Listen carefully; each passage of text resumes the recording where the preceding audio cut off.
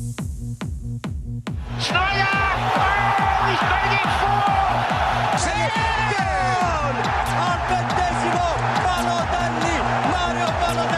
Coleman, a little dink into the middle. Oh, what about that? What about that? And a shot! Super strike! It is simply unbelievable. Turkey have won. Panenka! Oh, it's genius! It is going to Rome.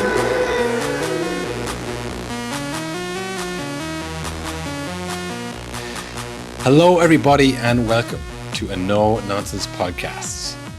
Group stages is almost done. A few people gone through, a few people going home. Will our Celtic friends, the Scots, which I've seen them described as a few times. I'm not sure why we decided to adopt them as our Celtic friends. They're terrible. We should have adopted, Spain as our Celtic friends. That'd be good. You know, yeah.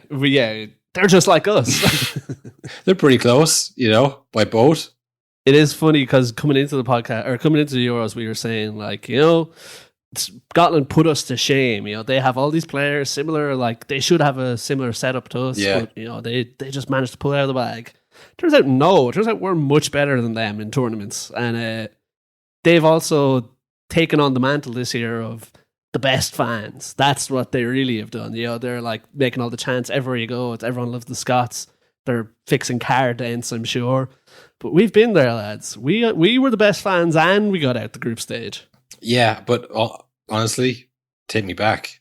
Oh, yeah. To be losing 5-1 in the group stage. They went down to the last game at least, we were out by the second game, and then we had the best fans. In 2012, of course, we talked about. Obviously, 2016, we got out of the group, went 1-0 up against France, Yeah, I mean, we had a better run in 2016. What was before that? 88, I guess, was the other Euros we're in. Before our time. I don't even know. I think we beat England or something like that, but it was a different format. There was probably only 7 teams in the tournament. World Cup 2002, obviously, we went to the quarterfinals in that one as well. Italian 90, I felt like we won it. I'm pretty sure we won Italian 90 the way people go on. Euro 94, did we win that one as well? Was us or Brazil who won that one? I think it was us. I think from the clips I've seen over the years, it was us. Yeah. So we've won 2 World Cups and the Euros, I'm pretty sure. Scotland haven't got out of the group. So, look, it's just kind of nostalgia for I wish we could be back when we were qualifying. But no, I think the Scots, they had a bad first day against Germany. I don't think it's the case that they got their tactics wrong. I think it's just that was a really good team.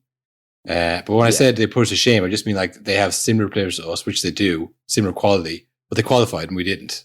I know we were in a tough enough group, but I mean, there's always excuses, Same as the way Scotland haven't got out of the group in, 12 attempts.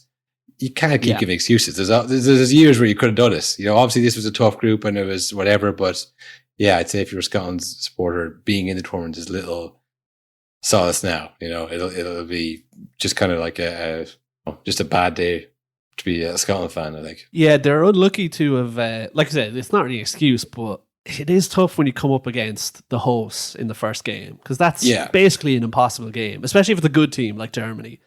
And then you're on the back foot straight away. Everyone thinks, wow, these are the worst team I've ever seen at the Euros because they got hammered by Germany in the first week. It's that could have been anybody. Anybody in that game, the same thing would have happened, I think. Yeah, and I said the Swiss were finished. I said they were washed. I said they're too old. And if Shaqiri's on that pitch, he's not going to do anything. Yeah, we had a clip about that, didn't we? Yes, Shaqiri. We had the clip of the wonder goal. We also, through some clever editing, I think the reason that clip did well was I managed to include the goal in the clip, but it's flipped horizontally to avoid detection. But because of that, it looks like he's hit it on his other foot, so it's more impressive. Yeah, I didn't think he was one of the more controversial people in football, Shaqiri. I don't think you want clicks, you mentioned Shaqiri's name. I didn't think that's what we were going for. It was just an honest take where I was probably a bit mad at being so wrong about it. So I was like, well, he's not that good, One good goal in every single tournament he's played in. Is that all he has to offer? Yeah. But yeah, I mean, do we have, a bit of a reaction to it online? We do. We have a bit of a comment corner.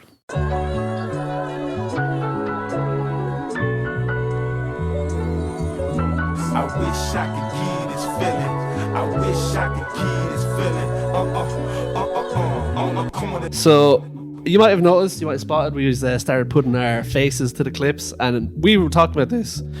The clips are doing fine, but it's a lot. You get a lot more engagement when there's faces to aim the rage at, I think. Because I think... Yeah, maybe that's what it is. I think it riles people up more. It's like, oh, these guys really don't know what they're talking about. At least when I couldn't see them, I thought maybe there's some ex-players. Look, they're stupid faces. I haven't got a clue.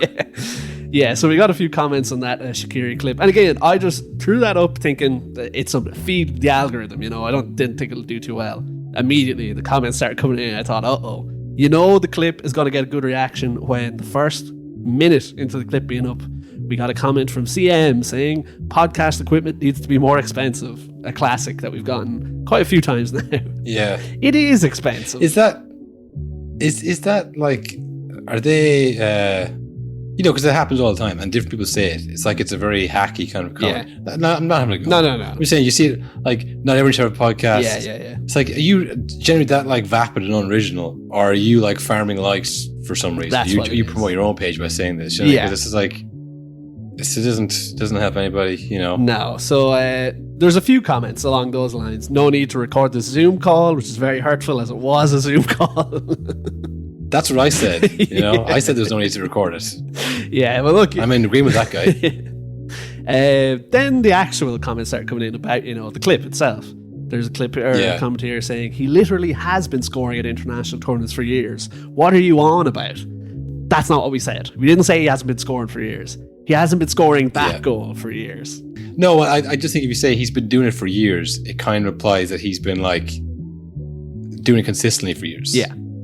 Do you know what I mean? Like if Ronaldo scores a goal like that, like scores a header, like he's been doing it for years, you got to watch by the back post. Like you know he's going to do it. It's like you don't know Shaqiri's going to do it. Yeah. Well, he's been starting that game. Or no, he started the game. He wasn't starting the first game. I don't know if that was an injury, but like it's just like he's not like, oh, he can score if you leave him 1-on-1. Do you know what I mean? I just think it kind of implies something that like, yeah, we all know about Shaqiri. He's like, where's he playing now? You know? Do you know? Yeah. He's been in the MLS.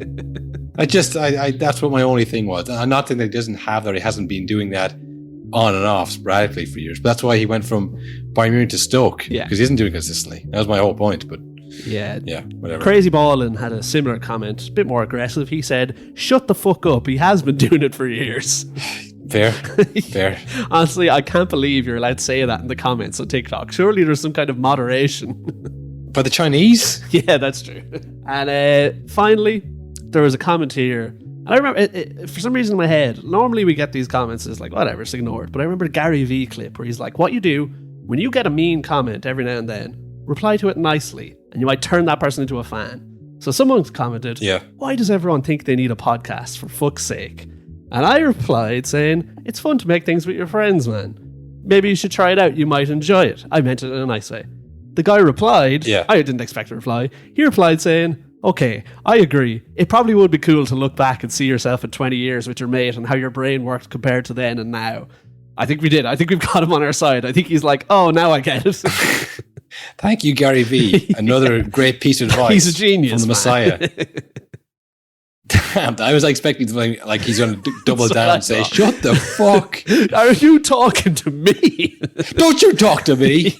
How dare you talk to me? So yeah, the genius Gary V has turned around. So might get some more nice replies in the comment corner if you send us any hate. It seems to have worked. Yeah, I mean, we talked about there briefly. The Scotland game, that's kind of the one probably a lot of people are watching. It was actually a really good game at the end because like obviously you're trying to keep it tight. You want to be in the game when it comes time to throw everybody forward and leave yourself open for a goal, which is exactly what Scotland did. Yeah. They had a few chances, but they're kind of scrappy chances, you know. I think they were going over the stats for today and chances created and all the rest for it. And yeah, Hungary were decent. Slabosly, there was some talk, is he overrated because of the Z in his name? Is that all it is? It's a fair question to ask. Yeah. These are the questions that need to be answered, you know. But you could see he was just like he was better than everyone else on the pitch there. Some of the touches, just the way he had the ball, you know, the way he controlled the ball. I was like, yeah, this guy is better than everyone on that Scotland team. Shalai was good for Hungary as well, actually, on that right wing. He's a bit inconsistent, kind of coming out of the game, but yeah, I mean, the way it worked out is that Scotland were pushing forward. and they could have maybe got a goal. I don't know who it was, and I don't want to maybe point blame at one person, but the ball was coming to a Scotland player, and instead of just like pulling on it in the box, he thought he might do a cool chest thing first, laying up for himself, like in the box in the last minute. I'm gonna, like it's a fucking Nike ad. I'm gonna chest it first and then volley. It's like pull on it. He goes to chest it, then the Hungarian player comes in, just takes it off him. They go in or they're in the pitch and get the winner. Game over. Scotland bottom of the group. And Hungary, I think they're waiting to qualify as the best third place. Is that what it is? Yeah, they're set up nicely to be the best third place. Or, you know, it's always tough to be the best third place because it generally is. There's two good teams and then everybody else loses, it feels like. So it doesn't take much to really be the best. If you could win a game, it might be enough. Yeah, obviously it'll depend on the other groups. The Belgian group, they're all on 3 points right now. Yeah. So same thing now. You could get third place person with 3 points, and it might be coming down to goal difference or something. I'm not sure. Yeah. But Hungary, when you look back on that group, Scotland's group, again, it's all about the excuses and it's 12 attempts, all that stuff. Germany obviously very good. Still, I think my favourites, if not the favourites, the bookies' favourites. I mean, Hungary, it's this international football. It's not like every single position is going to be world class players. Yeah. It's like, do they have some really good players in some positions that can make difference? I think Hungary do.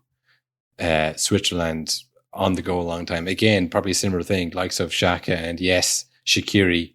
Like, how many players on the Scotland team, on the Georgian team can score a goal like that? Yeah. Like genuinely, you know. So maybe it was a tough group for them. But they drew with Switzerland and they only lost by 1 goal at the end to Hungary. So it's just in an alternate universe, they are coming second in this group, you know. Yeah. So it's unlucky for them in a way, but yeah, it won't be much to them. Like, don't worry, lads, you're unlucky. It's like, great. Nice. Yeah, cool. I'll hold that with me. They were good to know that we were unlucky. Speaking of unlucky, they were probably robbed of a penalty. There was a bit of a clattering into the leg of a Scottish player. See, it was one of those ones, we've seen it in the Premier League loads, where it's like, technically, yeah, it's a penalty. But he was buying it. He was like, if I stand right here, I'm going to get clattered into it, I'm going to get a penalty. And it's like, yes, it is a penalty, but it's kind of against the spirit of things, and I think the referees don't like that. Yeah, who was it? McGregor, or was it? It was one of the subs that came on. Apparently, I don't know. This is one of those things that the commentators read out when they come on. It's like, he's had a fantastic season at Hearts, of course. It's like, of course. I think it was him. I'm not sure, but regardless of who it was, the ball gets played through. A beautiful pass by McSauce. Yes. You know, like, this is perfect for the fantasy team. Yes. This is an assist waiting for McSauce to come in. He's running through, it hits his foot first, which kind of slows the pace of the ball, the perfectly weighted ball by McSauce. Then he has to kind of get back around the ball. And he knows that as he's doing that, the Hungarian defender is not slowing down. He's going to get back in front of the ball. So he steps back from the ball and goes, oh, he's going past me. I'll just jump in front of him. Yeah. And it'll look like he's running at the back of me. But like he didn't do it very well. It was very obvious what he was doing. Even to the ref mind, who thinks everything is a foul if you're touched. He's like, I know what's happened here. Yeah. The ball has lost its pace, and now you're jumping in front of him like you would jump in front of a car for an insurance claim. Yeah, that's what it was. And you could see the Scottish player grabbed the Hungarian player as he was doing it, which is not a natural action if you're just trying to get the ball. So when it goes to VAR, then there's like evidence that, like, okay, well, you can't overturn that because it's he jumps back behind the ball and then falls over in front of your man. Yeah. It's like, no, it was. So yeah, Steve Clark was annoyed. Boy, was after the game. Well, let's. I won't speak for Steve Clark. Let him speak for himself. It's a penalty. I do not know for the life of me why it's not given. Have you asked about that and why it didn't go to VAR? It's from Argentina. I would ask him. Probably doesn't speak the language. I don't know. Why is he here? Why is it not a European referee? Careful, Steve. Careful. Dangerously close. If he knew any slurs, I think he would have used them. Yeah, I mean, maybe should be Europeans in a European competition. No. Yeah, yes. Maybe send them over to Copa America. I mean, what the hell's going on at a tournament where they don't even speak the language? Ours. The language. Yeah, that's the line. I mean, maybe if I was to be kind, I'd say the sentiment is the game can be officiated differently in different parts of the world. South America maybe a bit rougher. Us Europeans know the rules a different way. Maybe that's what he meant. It came out look. Obviously, he's going back to face the media. And I always reminded of when Liverpool beat Chelsea and Pochettino had lost 5 or 6 finals or something like that. And Klopp's like, hey, I get it. When this happens, everyone's dying to tell you, you know. Do you know that you're the 12 now? That's it. Do you know this is the 12th tournament you've qualified for and knocking out of the group? You know, you haven't won a game in the Euros since 1996. Did you know that, Steve? You know, he knows that's coming. So, and he knows as well that they didn't create enough, that they had chances and they didn't finish it. So he's like, you know, management 101, don't throw players on the bus. So what can I direct my anger at here, my frustration at? And it's that decision, because that's the one thing that you might say. So, yeah, look, it happens. But yeah, I'm frustrated too. I'd be exhausted fancy. Yeah, you know, bad for us. I'm right there with you, Steve, but I'm not saying that. I'm not saying the language. You know, I wouldn't say that. Yeah, it is just amazing to think, like, in a Euros where there's everyone speaking a different language. There's 50 different languages in this tournament, I'm sure. He's like, it's nothing like Scotland. Yeah, well, I said there in the clip, like, so I said there in the clip, because you could see he's angry. Do you know what I mean? And he's like, I've no idea why on earth that wasn't given. And then the reporter asked, well, did you ask him? I mean, like, did you ask the ref why the decision? Like, because you can see him kind of like, what did you say to me? You know? Yeah. Well, did you ask him? What? Genius, you know? I mean, like, you know, in a professional way. That's what I mean. Did you ask him? Why would I bother? He's from Argentina. Honestly, I think it's immaterial. I think Scotland, on balance, could have, should have maybe gone through, but they didn't. And that's the nature of a 4-team group when the teams are kind of a similar quality. So, yeah. I don't know. I think you can look at that Germany game and say they were terrible, but I think you play that game 10 more times, they might lose 2-1. Yeah. Or maybe in some way get a 1-1 draw or something if you manage to rattle them. But I mean, it was just a tough group. And that's and they had injuries as well. We can't forget that. They had injuries coming to the tournaments, and yeah, yeah. The closest thing we saw to Ireland being at the tournament was Scotland's failure. Yeah, I think that's how it feels it would have gone for us, in every sense. Yeah. And I think that before the tournament, people were saying Scotland would love to have played this a year ago when they were going well, but they were in a bad run of form coming in and all the injuries. So, yeah, they'll take no solace in that, and it's a tough day for them. But look, again, at least you got to go. We don't even have it. We're preying on England's downfall. That's all we get to do. Yeah. And in the other game of that group, it came down to the wire to see who was finishing where. Both games with late goals. Which is important. Yeah, both games with late goals. Germany managed to score in the 92nd minute, I think, with our boy Fulkrug.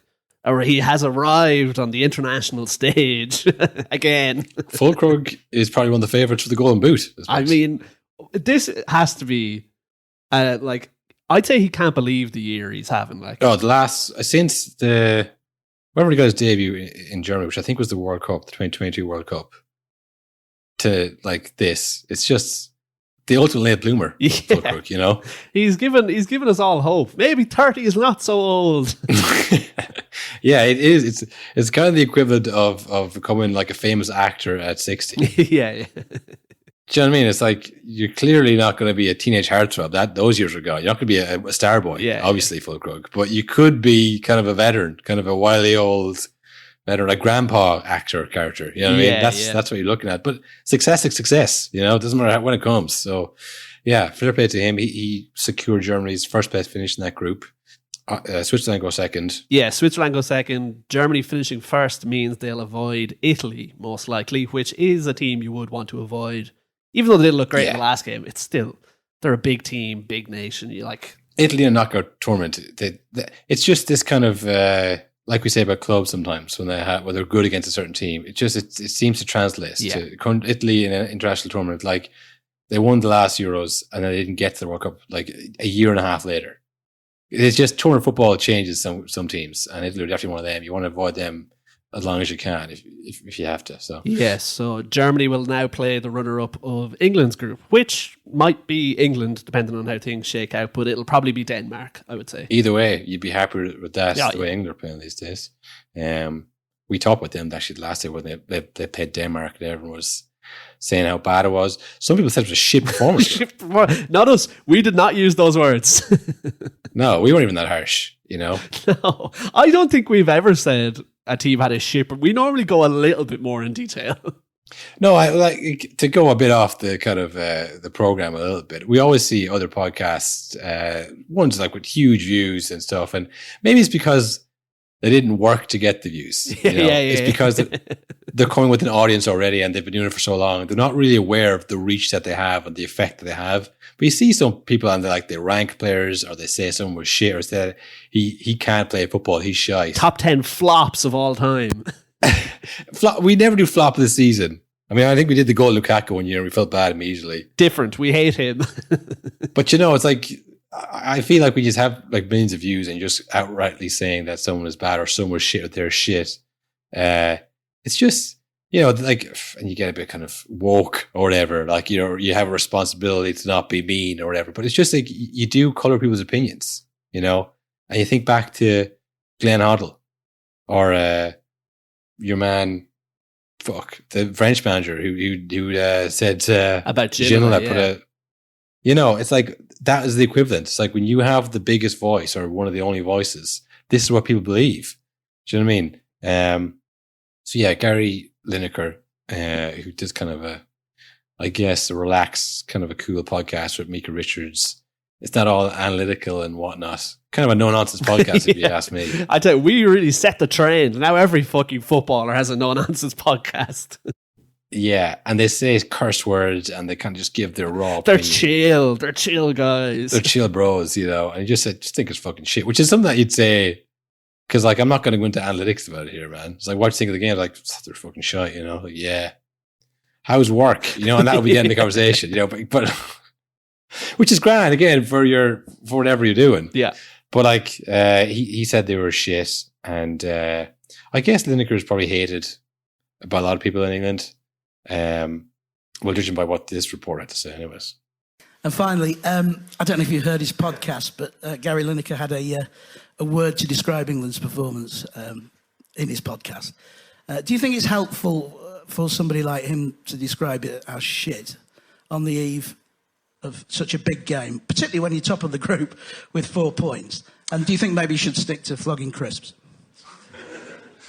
No, look, I think it's always, I'd never want to be disrespectful to any player, especially, a player who's worn the shirt and knows what it's like to play for England. But, of course, I think what maybe ex-players or ex-players who are pundits now have got to realise is that it's very hard not to listen to it now, especially for some players who are not used to it or some players who are new to the environment. So, I always feel like they have a responsibility. I know they've got to be honest and give their opinion, but also they have a responsibility of being an ex-player, an ex-England player that a lot of players looked up to, that, people do care about what they say and people do listen to them. So, like I touched on, everyone's got their opinion, but the bottom line is... I mean, we don't need to play the whole clip there. I mean, it's Harry Kane. He's not going to say a word wrong. Ever since that interview did with Gary Neville about leaving Tottenham, hasn't said a foot wrong. That was a real I'm wake-up never call speaking to him. again. And if I do, I'm going to say nothing. I'm going to take forever to say nothing. We've talked about it before. He is the only man in history to have a boring episode of Hot Ones. He went through the pain of the hot wings and didn't say anything. Yeah, I mean, I guess what he said was, they've played in the shirt before. They know how hard it is to play. We have one loss, maybe be a bit more positive. Mm-hmm. But sorry, Harry, it's content. It's a content world. It'll be you one day. You can't just be saying boring shit. You got to have hot takes like England are shit, which, is not very technical, but maybe in a broader sense, true. Yeah, that does. See, it's an interesting one because it is a bit of a storm at the moment talking about England. Even we've talked about England loads since the Euro started. They won a game and they drew a game. They're like, if you just look at the results. It's just, it's everything around it though. And even then, it's like everything around it is bad. But compared to England tournaments in the past, this is fucking such smooth sailing. Like, there's no scandal. All the players get on well. Yeah. There's a few players who didn't make it to the tournament, but it's like their biggest problem is he shouldn't be playing there. He should be playing a bit to the right. Well, here's a hot take. Well, if we're in a content world, we need content. We need hot takes. Yeah. Obviously, we don't want England to win, Of course. right? Yeah. And it's not because of the players or because of even history. It's because we're very close to the English media and the English fans, and we know that they would lose the rag and there'd be this completely over the top outpouring of a victory. And you might say, oh, well, everybody would. Look at the Jude Bellingham Zidane comparisons. Stop. Like, just tone it down a bit. He is really good. We're all in agreement. Don't go over the top with it. But they will. They'll go over the top. So we're dreading that. We're like, oh, I don't have to see this whole victory march for the next year or until the next Euros, the reigning champions. We can see it now. Mm-hmm. But if they were to win it, the next time then they have a team that's going well or they have a team that they think might win it, they can refer to a recent tournament that they won and go, actually, maybe we'll wait and see because we know what it takes to win now. But when they get a bit of even it's just like all the attacking number 10s they had, they looked at that and like when that clip where they were trying to figure out where to put Foden and Grealish and all that, and the presenter showed Rio Ferdinand, a team of 10 players. And before she could say, okay, who are we going to put there on the right? He's like, that team's win the Euros. And she goes, that's only 10 players, Rio, Like, it's because they haven't won. They don't have a bar of what it takes to win. Do you know what I mean? Whereas like someone like Germany or Italy, as we mentioned, there's this kind of knowledge, like, we know what it takes to win. We maybe have some of the bits. We'll see how it goes on. There's a lot of football to be played. England always get ahead of themselves. So my point is that maybe it has to get worse before it ever gets better. Do you know what I mean? If they were to actually win this one, they would be insufferable for a couple of years, but then they wouldn't be so overexcited and everything wouldn't be so dramatic for the next tournament, and they wouldn't care as much, Yeah, it's the... Am I crazy, Will? Am I like a hot take machine? Is that a crazy thing to say? I get it, because it's the reason, I think, for the never-ending circus in England is, and I think Kane's mentioned it and Rice mentioned it as well in the clip we'll play in a bit, but it's the pressure. It's the pressure from all angles. If you win... pressure's off. You're relaxed. Yeah. Hey, who cares how we do in the next World Cup? We won the fucking Euros. All is well. Yeah. That maybe would be more palatable, but it's the in-between. It's where they go, yes, we won it. Okay, we can relax now. It's the yes, we won it section. That'd be hell. Yeah. We're dreading that section of that. But yeah, I think it's just one of the things when you haven't won it, you're desperate to win. And they're the only country really that should have won it but haven't. Yeah. Oh, with the teams they've had over the years. And again, it's like everyone talks about the 2000s where they had like every position was seemingly the best player of all time in that position. Well, that's what they would tell you. That's the thing too. They would get overexcited because I hadn't won it. Exactly. Like, this must be a team that's going to win. It's like, well, you don't know. Yeah. Not in a mean way. But yeah, it's just like the excuse that we use is what? We don't have the population. Yeah. We don't have the money. Yeah, we don't have the infrastructure. They have that. Yeah. France have that and they've won it. Spain have that, they won it. Germany have that, they won it. Italy have that and they won it. Then the other countries are smaller countries which don't have the same resources. They're the only big country with resources who care about football who haven't won it. And it's driving them insane. It would like. And I think the worst of it is that every tournament where they do fail, a lot of the reason is the media, because if they kind of whip up a storm and then of course you can't perform to it because there's all this other shit going on. But it's just, it's mad to see every tournament where it's like, how has the English press not learned? How has the English fans not learned? Just chill out, relax, be easy on them. They'll probably get on a lot better, which we've seen in the last two tournaments where I think there has been less pressure on them from the media, where like they really like Gareth Southgate for a long time. I think it's kind of waning now, but when everything was going smooth, it's like everyone likes each other in the team. They're fucking flying it. They nearly won the tournament. Yeah, I tell you, they'll learn when they win it. Because every time when someone else wins it, if it's Germany or it's France, they don't look at that and go, "Oh, actually, that's how you do it." They look and go, "That should be us." Yeah. If they weren't so fucking shite, that is, If they weren't such cowards, yeah. And they just you find an excuse to say, "Well, we bottled it, we blew it, we had everything we needed." It's like, evidently you didn't have what you needed, And next time you think you do, you can refer back and go, "Oh yeah, that's what you need," And we don't really have that, so. Like we were saying about the Germans coming in, they had no expectations. Like, this is not as good as the 2014 team, which probably isn't. Doesn't mean they can't go on and win it, but they're not getting overexcited. Like, oh my God, Tony Kroos is back. he's basically Zidane. It's Zidane. Zidane's back. You know, they don't do that because they know what it takes. So yeah, until they've figured it all out, we'll just have to be left with interviews like this from Declan Rice. The guys in here have probably been fair with what they've been saying, because we're the ones that ultimately go out there and have to perform and play well. First game we done that in spells. Second game we didn't do that quite as well. So the expectation of what people are going to say is obviously going to be negative. I did come out and defend, our front players, because naturally as players you read stuff. Naturally as young players, stuff can play on your mind. And it's probably better to read a load of stuff that's way more positive than negative. Your players like your Phils, your Bakayos, your Judes. I always think that for me, even as a player, when I was captain at West Ham, even with me now at Arsenal, I like to encourage and tell people that they can be the best player on the pitch. What they do on the pitch and the qualities that they have can change games. And I feel like, echoing H. Is Harry Kane H or is Harry Maguire Maguire's H? I'm sure they're both H. I don't think they're the most creative with the nicknames in that camp. Matters, etc. Big Daddy Kane is what I would call him. Yeah, that's what you need. I don't know if you can really feel sorry for him. Like I saw some takes go around. Like if you support a Premier League club and you don't support England, you're cringe. You're like. I literally saw. We literally played a clip of John McGinn, who plays for Aston Villa, and I hope England lose. Like he gets paid by England, pays his taxes in England probably. It's like I hope they fucking lose. So yeah. I think that's a bad take. I think the only acceptable take is it's not the players, it's the media and the fans.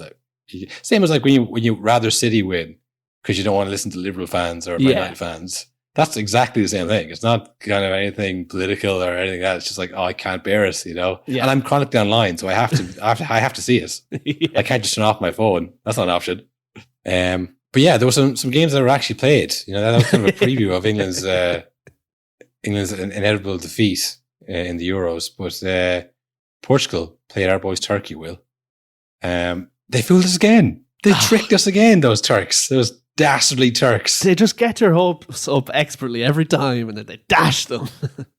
Yeah. And Portugal looked to be kind of a nailed-on flop of the tournament too. Ronaldo-centric, a lot of good players, but they can't put together. But yeah, they beat them 3-0 pretty easily. Yeah, Portugal looked very good, and it seems like it's a whole new Ronaldo out there. A Ronaldo who, maybe I'll pass the ball when I can. Yeah, make the smart play. Crazy to see. It's just, I don't know. He was getting a lot of credit for that, for just giving the most obvious pass. Yeah.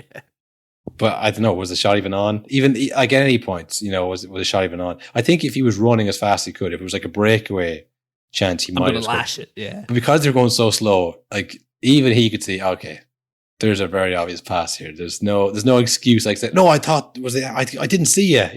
Like, I thought there was an angle for me there. It's like, okay, I'm just gonna pass. Yeah, he locked eyes with Bruno. Definitely said, "All right, fine." It's like, oh shit, he's seen me. He's seen me see him. Okay. But it was when he laid it off in my head. I was really like, "What about the records, Ronaldo?" Well, this is what we all think. Like Ronaldo cares about the records more than anything else, and he's won the Euros. Yeah. If this is the World Cup. Oh, it's like, okay, yeah, he's trying to win the World Cup. He's won the Euros. If he wins another Euros, it's not going to propel him above Messi, which is what he wants. Yeah. I don't know if he's given up on that yet, but he scored. He hasn't scored in this tournament yet, has he? No, he hasn't. He kind of scored in this game. Yeah, kind of. Explain. So, in one of the many own goals in this tournament, this one was more out of the blue than usual, where Turkish defender, ball comes to him, he is freaking out that someone's near him, so he just kicks it by his own keeper, goes straight into the net. Keeper's out of position as well. It was such a bizarre own goal that there's not much footage of it. No. Because the game, all of the feeds missed it, because they're like, well, they have this covered. Get a close-up of Bernardo Silva throwing his hands up in the air. Yeah, I think it cut to Cancelo. I think it was a through ball to Cancelo to Ronaldo, and it was overhit. And it goes back to Cancelo. Like, that was meant to free for you. And then you see his hands go down, and they go back up. He goes, oh my God, we're going to score. And it cuts back to the goalie, like, desperately scrambling back towards his own goal, and the defender trying to sweep it away. It was just, the defender was looking at the ball. I was worried that someone behind him, so I'll kick it back to the goalkeeper. Meanwhile, the goalie's coming out to him, presumably saying, leave it, I have it. Yeah. Don't kick it at me. Miscommunication. He kicks it past the goalkeeper, and this is what Turkey were like in the last Euros. Just like awful defending, bad communication. Yeah, no communication, yeah. I think Arda Güler is injured now as well. He's a doubt for the next fixture. He was like not just the amazing goal, but like he just got the fans going in that game. Like we were talking about that in unbelievable atmosphere. Every time he was on the ball, the stadium sounded like it was going to explode. So yeah, when you lose a player like that, it does take a lot out of the game. So yeah, Turkey, I think, are still looking like they might go out second, but their credentials as dark horses have been severely undermined, I think. This is the Turkey we know. I don't think they're going to get much further. No. I think probably last 16 maybe. It's just, how do you recover from that? You either get a lot worse or you have a really good performance the next day. It either all collapses underneath this, or they're okay, that was a bad day at the office, but we can still get out of this group. Let's push on. As I say, Arda Güler being injured might either destroy them or might galvanize them. Like, let's do it for young Arda. For Güler. Who else do we have then? Belgium and Romania was another one. Yeah. Another tough day at the office for Big Rom. I'm starting to feel bad for him, Don't feel sorry for him. In alternate reality, he'd be top goal scorer this tournament, if not for the damn technology. Which I will say, like the handball one, that was very harsh, but every call has been correct. It's been tough to see and the harsh, but they have all been right. None of them have been like the lines are drawn incorrectly, like we've seen in the Premier League, or like the lines have been perfect. That's the problem. There's been no apologies written to Romelu Lukaku or Belgium. No. They've all been like right calls by the letter of the law. It's just sometimes you get away with them, and just an inch further the way, you're fine. He scored a goal and didn't count, ruled offside, but Kevin De Bruyne had a great game. He might be doing a Zidane. He might be doing it on his own this year. Yeah. And as captain as well, I don't know if you saw after he scored. Yeah. He was running and celebrating, and I don't know if it was slipping off him or if he was like pointing to it, but he grabbed that captain's armband and he yanked it up his arm while he ran towards the fans. Yeah. For him, like what about Ronaldo or for anyone else, his legacy in this tournament, this is his last chance, to win something with Belgium. And they've had such a good team over the years, but I mean, he's one of the few people left from the golden generation, I think, who's still going. Do you think, is there any hope for them? I mean, we obviously talk at length about Germany. There's no one else that's like, they'll definitely knock them out. I mean, what I'm saying is there's a chance they get the final. Once you get the final, then it's anybody's game. Yeah, it's just like, again, Lukaku's been unlucky, but also every goal he has scored has been disallowed. But there's been no goals where, like they say, don't give it the option, don't leave any doubt. He hasn't had any goals where he's like, right, rule that out, VAR. Yeah. He's always just on the line over, and it's like, I think they really need him to step up and have a great game. Whereas so far, I don't think he's had one yet. That way, he did get a good assist in that game as well. Good hold up play and laid it off to Tielemans. But it's just like, we need you to start rifling in. We need you to score a hat-trick soon, Rom. We need to make up for these harsh decisions. Yeah, and it was also a pretty good French team that Zidane was on to get to the final as well. But yeah. I feel like there's other good teams in that Euros as well, or in that World Cup, in that 2006 World Cup. I just don't think there's much competition in it. I think Belgium do have the potential to go through. They have the win here now. Presumably, they'll beat Ukraine and that'll send them through and they'll be fine. Yeah, then once it gets to knockout football, then it could happen. What I'm saying is it could happen. And I think for Kevin De Bruyne, obviously he's won everything at City. But Belgium is kind of the only thing that, I mean, they got third place in 2018, I think it was. Yeah. That's the best they've done. But I mean, they're unlikely. Maybe they are dark horses, Will. Yeah, they've circled back. The cycle continues. Yeah, I think you're right, though. You will need a big performance from Lukaku if they want to do something in this tournament. You need more than one player. But I look at the team, they're decent. They are decent, but yeah, you never know. they're all that team, as you mentioned, are on 3 points, so it could go either way. I think I could see them losing Ukraine as well. That's the other side. They could easily lose that game as well. So we'll have to wait and see with that one. But yeah, another a better day for Lukaku, but just no goals yet. He's getting there. He's nearly there. Yeah, and finally, Georgia and Czechia. Willie Sagnol and continues to impress with another 1-1 draw. Well, they scored a goal and got a point. I mean, that's kind of Ireland manager stuff. We would kill for 1 point in the Euros. We'd love that. That's the kind of stuff that we like, goals and points. And he's got one of each. So, I watched them a bit, and they're. I think they'd probably beat us if we played them today. Oh yeah, Again, I do think any team in this Euros would beat us right now. Maybe not Scotland. Played them Scotland today, they'd be pretty crestfallen. Oh yeah. If we played them like literally today, right now. You want to go right now? You look like you're in a bad mood. How about a friendly? Georgia, I think, could still qualify from that group. They played Turkey in the last game. Yes, they're in with a chance. So, and they get 4 points there, and Czechia lose. Georgia could still finish second. So, this is all you want. You want to go on to the last game. All you need is a chance. And they have looked decent, and they have some good players. But it's the kind of fairy tale run is what Georgia are looking for now. That's kind of what it'd be if they were to get out of this situation. But you never know. Yeah. Speaking of a team needing a fairy tale run, Will. Fantasy football time. Let's play the music. Oh. You wanna win a jersey? Well, good luck, kid. 'Cause to do it, you're gonna have to beat Carhill and Will. It's the no-nonsense Euros Fantasy Tournament. Beat us if you can. Beat us if you dare. It's the no-nonsense Euros Fantasy Tournament.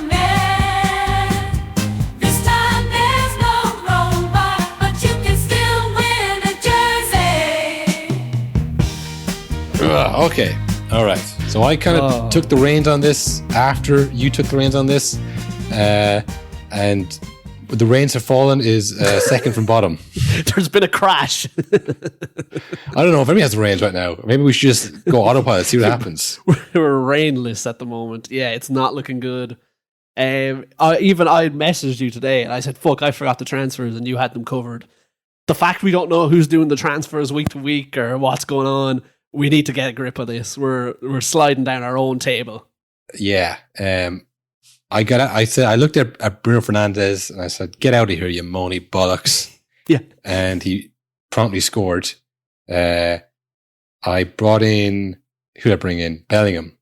And then they had that terrible game against Denmark. So that was a real mistake, a real mess up by me. I brought in... He's like Zidane. He's basically their Zidane. Look, I think I had it set up in a good way where players play at different stages. You know what I mean? So I made Florian Wirtz captain. He got 2 points. So now I switch it to Kane's captain. See what he does. Yeah. If he doesn't do well, I switch it again. Do it to Kane. And so on and so forth. It's a good system, but it does reek of desperation. Maybe Kesa. Well, the problem is when someone gets like 3 points and you go, do I stick or twist? Do I go back down to 1? How bad is my luck? Yeah. Yeah. I mean, like I said, we go back to the league that all the listeners are in. Of the 35 teams, we are coming 34th. Yeah. Jamesy Beef Curry. You're coming last, pal. I wouldn't get it together, mate. I don't know if you're still playing, but Mbappe's injured, pal, and that's what he's on the bench. It's not looking good for you. You're worse than us. The only person in the group worse than us. But look, enough of that guy. Let's celebrate the winners. Top of the tree at the moment, at the time of recording, is on the Benjamin Sesko, still out in front. 65 points, 75 points. He's killing it. Look at his team. He's got Musiala. We got to get Musiala. We said we need to get Musiala in. We didn't. I know, but he did nothing last week. So in the last game, that's the one they drew. We should have got Fulcro against what we should have done. We should score penalty. How's he not our... Really, we should... like peel back the curtain a bit. How do we not just put him captain as like an ongoing thing? Because that's not how the game works. It's all about stage. And he comes to the bench, so he'd probably even do that well. I mean, the person who's done the best so far, I think, is Gundogan, who got like 2 goals. It's only been 2 games. Everyone relax. Everyone calm down. Everyone relax, all right? It's going to be a slow burn, all right? And look, really, it's probably better for marketing purposes if we don't win it. But better for our pockets if we do, you know? Yeah, very much so. Also, this is a call to action. Any Irish listeners, please pull it out of the bag, win this. We don't need to be paying a €40 shipping fee to Australia. Oh, God, I didn't think about that, yeah. Oh, God. If someone's in Australia playing this, we are screwed. Well, in case of that happening, the site we'll probably use to get the jersey for the winner, classicfootballshirts.uk. There's a link in the description of this episode, which we don't know if it works or not. Unconfirmed. It certainly brings us to the website, and you can certainly buy things off us. Yeah. Whether we get paid on that, I don't know. We're supposed to. And maybe at the end of the month, into the working day, perhaps we'll get maybe the quarter. Year. Yeah, we've got a big windfall coming in Q2.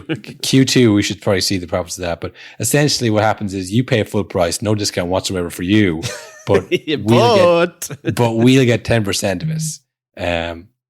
And look, all jokes aside, it's actually an insane website. The stuff they have on, they have like match worn Pires shirts from the '98 World Cup, and then also have like the Serbia-Montenegro third kit. It's like the choice. And they have brand new, all the new Premier League kits as well. Like they literally have the full spectrum of kits. Yeah, tracksuit bottoms and tops. They got goalie gloves. They got shorts. If you're like really hipstery, you want to wear some cool shorts this summer. You know, honestly, check out the website. The link's in the description of this episode. Whether we get something from it or not, you might find something you like. So that could work. What games we have tonight? It's changed now. Obviously, the hectic schedule of 2, 5, and 8. The best time of the Euros, really, our World Cup. Every international tournament slowly slides. I think once you can't watch the games and work, it's not the same. You pine for the group stage as it goes on. We're on the double 8 o'clocks now because obviously you don't want to affect how other teams play, looking for a draw or for a win. So you play them both at the same time. So we're on that now. Who's playing tonight? The Euro 2024. It is Albania, Spain, Croatia, Italy tonight. 2 good games. Decent games. And then we have France, Poland, Netherlands, Austria, England, Slovenia, Denmark, Serbia. Yeah. It's basically just the last kind of round of the group games coming up. So we'll probably be back Thursday, I'd say. Yeah, we'll give the roundup. I think the group stage will be done by then. I think, Wednesday night is the last one of the group stages, and then we're on to the round of the last 16. I'll say Switzerland, Germany, Spain, and Portugal are already confirmed through. It'll just depend if they finish second or first in their groups, who they play. So, still a lot of good games to play, a lot to play for still. We'll be covering all that. If you want to get the coverage on that, you got to become an ultra. Link in the description of this episode as well. A lot of links, a lot to read on this, you know. A lot of homework. Yeah, you're like Yamal listening to this. Yeah, think of Lamine Yamal. That's kind of what you are, a star boy doing homework for tournaments. Yeah, you want to get the bonus episode every week. Become an ultra. Link in the description. We'll be covering the last of the last 16 group games. Maybe we'll do some mid-tour predictions.